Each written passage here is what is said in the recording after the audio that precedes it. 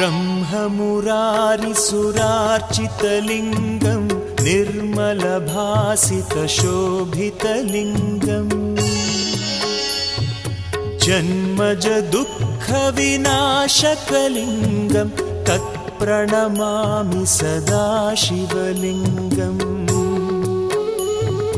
देवमुनिप्रवरार्चितलिङ्गं कामदहनकरुणाकरलिङ्गम्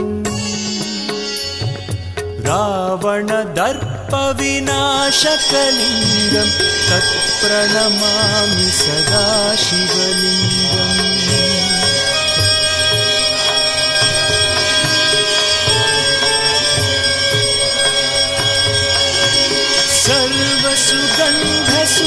सर्वसुगन्धसुलेपितलिङ्गं बुद्धिविवर्धनकारणलिङ्गं सिद्धसुरासुरवन्दितलिङ्गं तत्प्रणमामि सदा शिवलिङ्गं कनकमहामणिभूषितलिङ्गं फणिपतिवेष्टितशोभितलिङ्गम्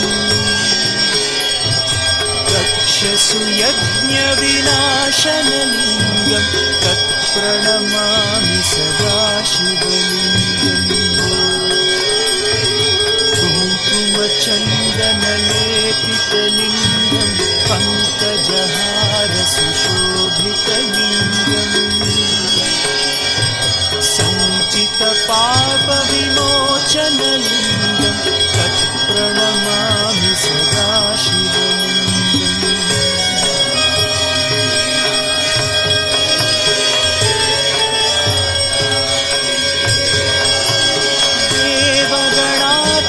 सेवितलिङ्गं भावैर्भक्तिभिरेव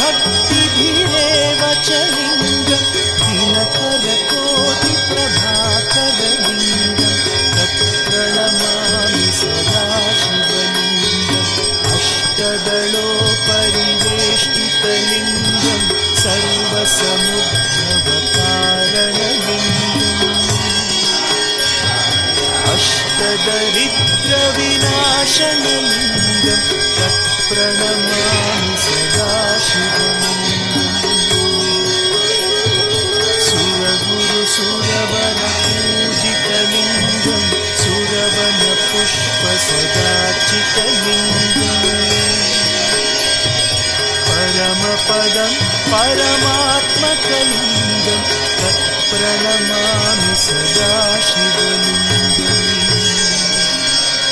लिङ्गाष्टकमिदं